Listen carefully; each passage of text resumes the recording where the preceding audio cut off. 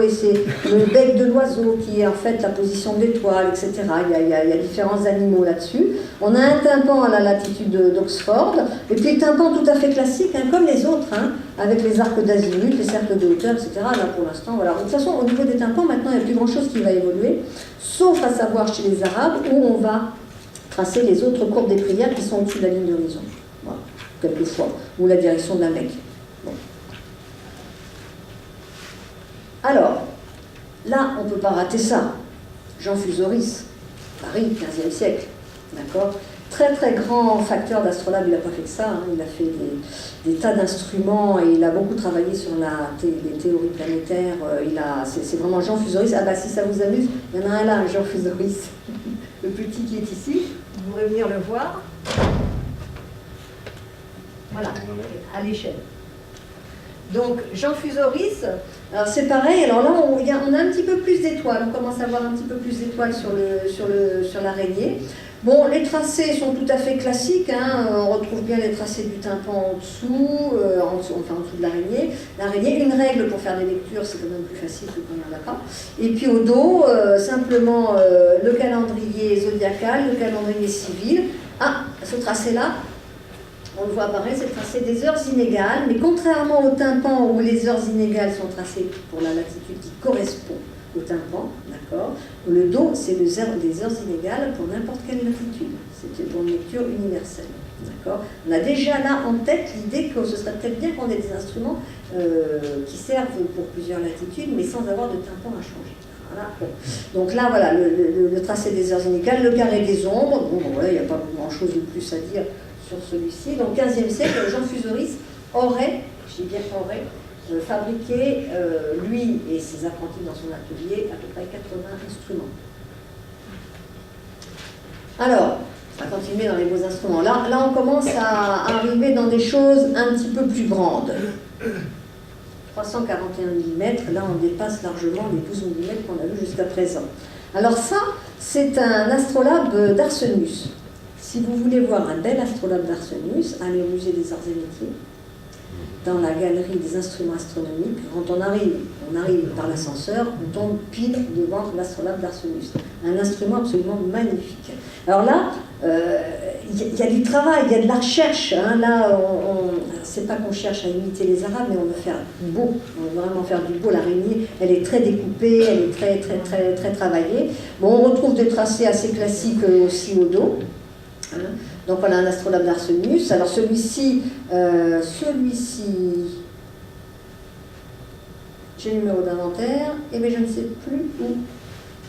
Je ne sais plus dans quel musée il est. Enfin en tout cas, c'est pas celui du musée Galiléo, pardon, Florence. Ouais. Vous en avez un pratiquement identique au musée des Arts et Métiers.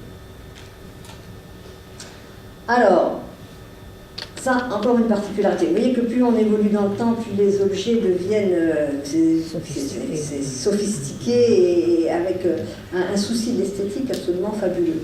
Alors, ça, c'est l'astrolabe dodécagonale d'Erasmus Abermel, hein, 16e siècle.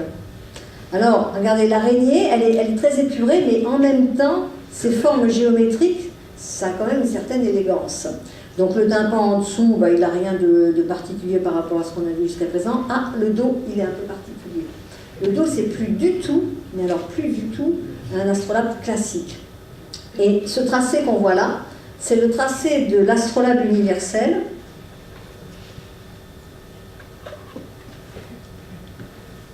C'est celui-là. Alors ça, contrairement à ce qu'on pourrait penser, c'est pas quelque chose qui a été élaboré à l'époque d'Erasmus Abermel. Ça a été fait au XIe siècle.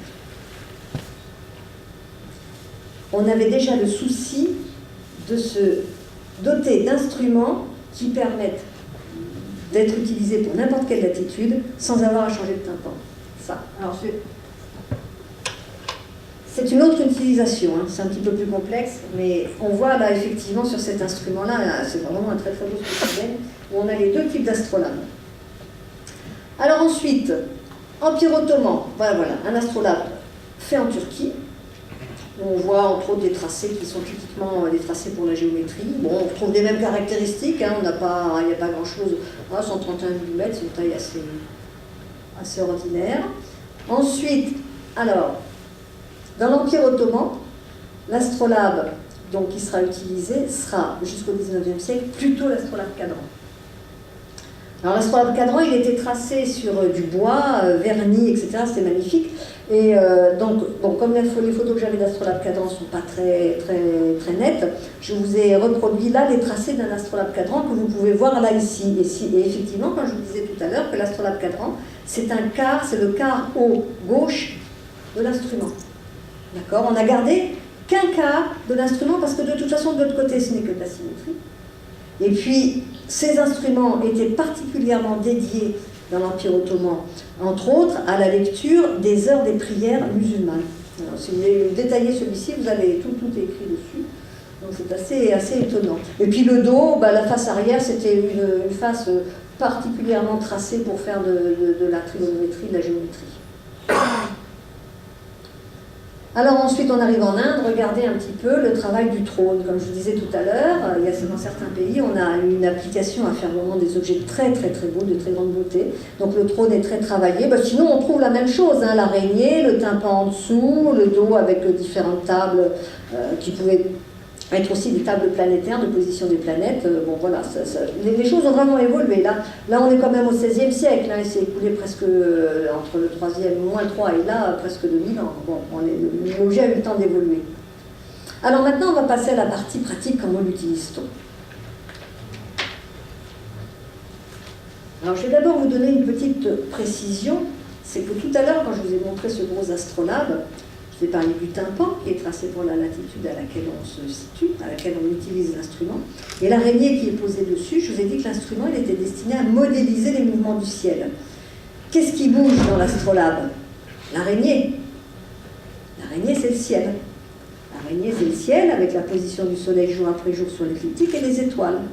Donc les Grecs, ils ont bien réussi ce pourquoi ils avaient étudié et utilisé la projection stéréographique, c'est-à-dire faire un instrument qui modélise les mouvements du ciel. Donc on va voir tout à l'heure comment on va pouvoir lire l'heure grâce à cet instrument uniquement, donc l'araignée et les règles qui vont bien par-dessus. Alors, l'instrument, donc, va permettre de se repérer dans le temps. Je cherche ma règle.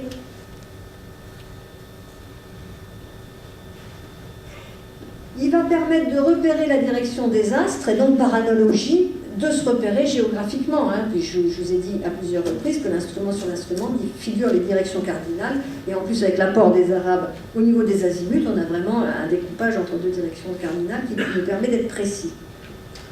Donc, au-delà de ces fonctions, de ces deux fonctions dont je vous parle que de ces deux-là, il y en a Al-Soufi, un astronome arabe, a répertorié 1000 fonctions d'astrolabe. Je ne vous parle que de deux là, hein, d'accord. Au-delà de ces fonctions, l'instrument, c'est un outil pédagogique hors pair pour apprendre la mécanique céleste. Alors, se repérer dans le temps, ça veut dire lire l'heure. Et lire l'heure, à cette époque-là, c'était l'heure solaire. Ceci dit, aujourd'hui, quand je me sers d'un astrolabe, j'ai l'heure solaire. Hein, je n'ai rien inventé de plus et je ne peux rien inventer de plus, sinon après comparer avec ma montre et faire les corrections qui vont bien. D'accord. Donc, le principe va consister à mesurer la hauteur des astres au-dessus de l'horizon. Astre, soleil ou étoile. En l'occurrence, on va s'occuper du soleil aujourd'hui. Bon.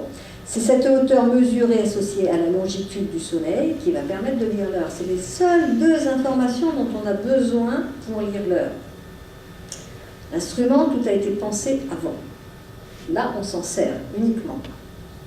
Alors, le 14 mai, c'est aujourd'hui. C'est l'après-midi. D'accord. Alors, on va essayer de trouver la position du soleil sur l'écliptique. Alors, je vous ai dit tout à l'heure, en vous décrivant le dos, qu'on avait le calendrier zodiacal et le calendrier civil. Bon, là, c'est écrit en français, c'est clair, c'est net. Vous voyez bien que pour une date donnée, on va pouvoir lire la position du soleil sur l'écliptique. Dans l'occurrence, le 14 mai, c'est ici, d'accord? Début du mois de mai est là, 5, 10, 14, c'est ici. Alors, regardez bien. J'amène la Lydade, j'ai fait passer ce qu'on appelle la ligne de foi de la Lydade sur la date du 14 mai. Alors le soleil, la pointe de la Lydade, va m'indiquer la constellation devant laquelle se situe le soleil, ou, si on préfère, la longitude écliptique du Soleil. Alors, la longitude écliptique du Soleil va se lire, le 0 étant ici, c'est gradué tous les degrés, et si on remonte jusque-là, ça fait 54 degrés. D'accord? C'est la position du Soleil sur l'écliptique aujourd'hui.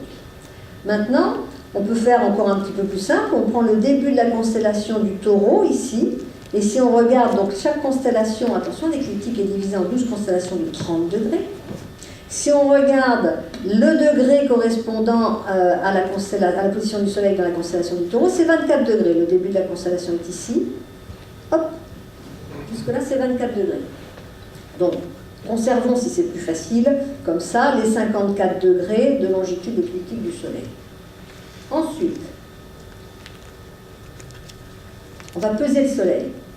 Alors ça, peser le Soleil, c'est une jolie expression qui signifie simplement qu'on va mesurer sa hauteur au-dessus de l'horizon. Alors là,